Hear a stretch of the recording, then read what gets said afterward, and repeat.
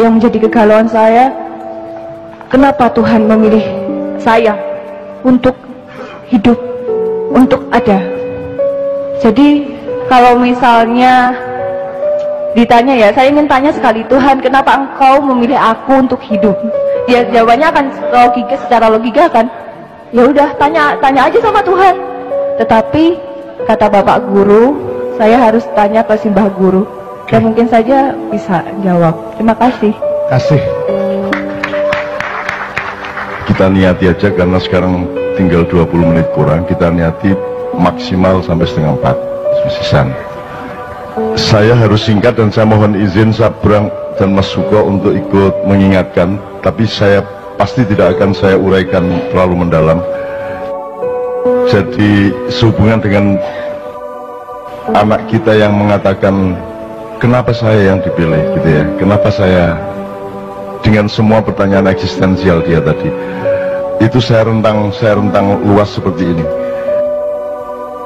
Sabrang mengatakan beda antara identitas dengan personalitas ya. Kalau personalitas itu adalah kondisi alamiah Anda, identitas adalah yang Anda bangun secara budaya atau secara pemikiran, yang terapannya bisa di politik, bisa di organisasi, bisa di apa saja. Saya ingin katakan sama Anda, ini Ma'iyah ini luar biasa, ilmunya tidak fakultatif, ilmunya sangat universal, sehingga kita sampai ke tataran sampai marifat-marifat tadi, dan itu semua relevan satu sama lain. Saya ingin katakan satu hal, bahkan tidak ada personalitas dalam kehidupan manusia aslinya. Anda jangan berpikir bahwa Nabi Muhammad adalah Nabi Muhammad. Selama kamu masih menyangka Muhammad adalah punya personalitas di mana dia adalah anaknya Pak Abdullah dan Ibu Aminah, Anda salah sangka. Kalau Anda menyangka saya adalah Muhammad Ainun Najib, itu sumber penderitaan Anda di masa yang akan datang, karena saya bukan Nabi Ainun Najib. Ya. Ini mungkin masih jadi pertanyaan Anda, tapi bisa lebono omonganku itu, kok kan salah sangka kan? Aku itu Ainun Najib. Ya. Muhammad bin Abdullah yang dikasih jatah 63 tahun itu pun cuma identitas sementara, bukan personalitas. Itu identitas. Dia harus dilahirkan secara fisik dan harus dari bapak ibu tertentu, karena ada keperluan untuk mendatangkan Al-Quran bagi seluruh umat manusia di bumi. Jadi itu identitas yang sangat sederhana dan hanya dibatasi 63 tahun. Kalau Anda bertanya siapa personalitas Muhammad, oh dia, kalau mau dicari katakanlah ada personalitasnya, oh dia lahir sebelum Jibril, dia lahir sebelum Iblis, sebelum Kanzul Jannah, sebelum Al-Khoshi, sebelum As-Sajid, sebelum Ar-Raqi, sebelum yang paling roke, orang yang paling menundukkan badannya kepada Allah, orang yang paling mensujudkan wajahnya kepada Allah, orang yang paling bisa dipercaya untuk menjadi penyebar kesejahteraan atau bendaharawan surga. Dia adalah juniornya Muhammad. Jadi Muhammad itu bukan yang Anda kenal di Arab itu. Yang Anda kenal di Arab itu adalah resonansi dari personalitas Muhammad. Lagi, nek anjane kate runu tak dudui kok. Ya, jangan disangka Muhammad bin Abdullah itu adalah personalitas. Itu cuma tugas sementara dan hanya sebentar sekali, yaitu 63 tahun. Jangan disangka bahwa dia sebuah diri, dia hanya sebuah peran. Ya mas, kalau dicari, oke, kalau masih ada personalitasnya, ya Nur Muhammad, cahaya Muhammad, Big Bang kata orang modern, di mana Allah menciptakan cipratan cahaya yang kemudian menjadi kumparan-kumparan, terus kemudian membelah-belah menjadi planet-planet dan galaksi-galaksi, satelit-satelit dan matahari-matahari.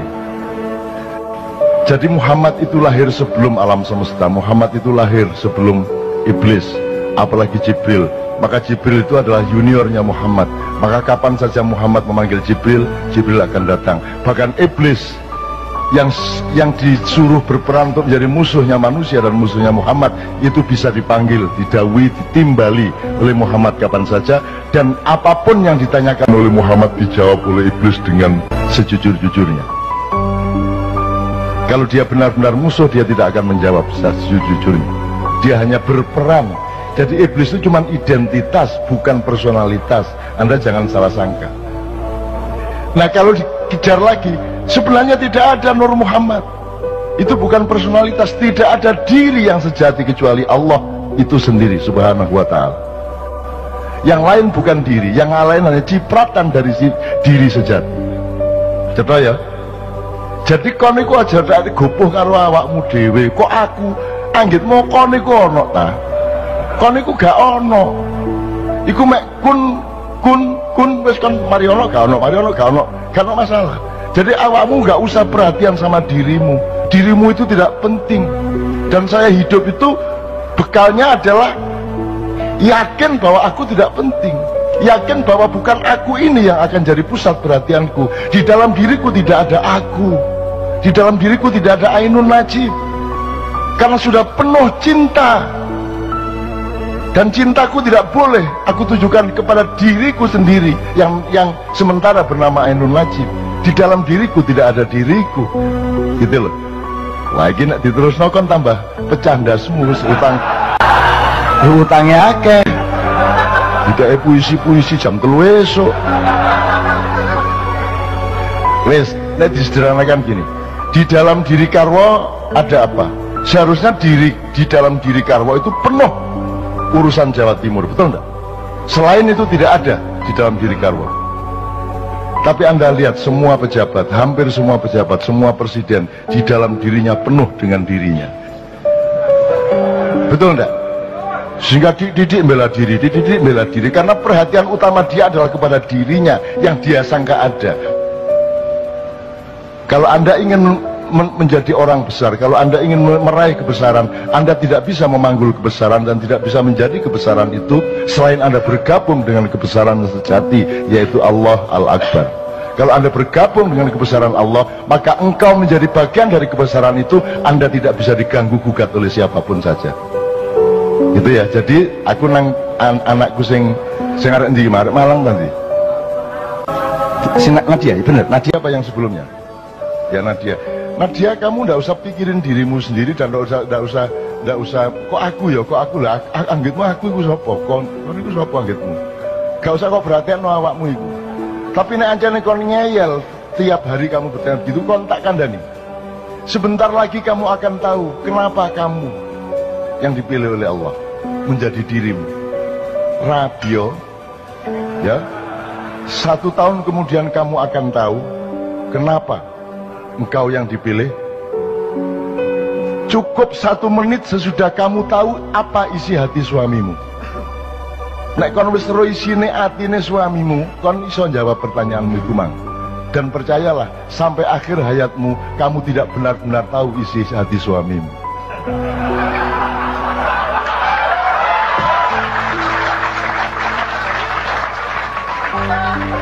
Wes ta aja adik percaya karo sapa-sapa kejaba karo Gusti Allah. Bojomu nuroni kon bayangno Luna Maya iku.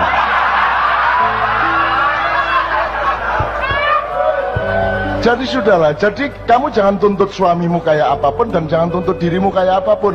Penuhilah dirimu dengan pekerjaan-pekerjaan dan perbuatan baik yang Allah perintahkan. Jadi dirimu adalah perbuatan baikmu itu, bukan Nadianya, bukan yang kamu sangka dirimu itu. Jadi orang yang masih sedih, orang yang masih pesimis, orang yang masih tidak punya semangat adalah orang yang salah sangka terhadap dirinya sendiri. Dan karena dia salah sangka kepada dirinya sendiri, maka dia juga salah sangka kepada dunia, dia salah sangka kepada apa saja, apalagi kepada Allah Subhanahu wa ta'ala. Dia pasti salah sangka. Wes ya. Cik iso diterusno iki, tapi cukup ya. Cukup. Dah. Jangan salah sangka kamu. Jadi dirimu itu ndak usah anu lah, ndak usah peduli lah. Aku gak peduli kok. Aku gak peduli karo awakku. Karena aku sepi, karena kadang-kadang aku ingat aku ini seolah-olah aku, tapi kemudian lupa lagi karena aku harus ketemu dengan bang-bang wetan. Nanti pulang dari sini naik mobil, dolek rawon, rada eling meneh. Lho aku ndek endi rek? Ngono kan? Nah itu saya itu mengalami kesepian terus menerus. Dan kesepian itu aku perlukan.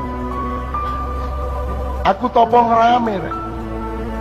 Kamu pikir kalau riuh rendah suara itu tidak sepi? Semakin riuh rendah semakin sepi. Kalau engkau berada di dalam dirimu yang sejati, yang jauh di lubuk jiwamu itu. Mulane wong Jawa duwe topo ngerame gitu lho rek ya. Nah, tapi iki wis cukup lah.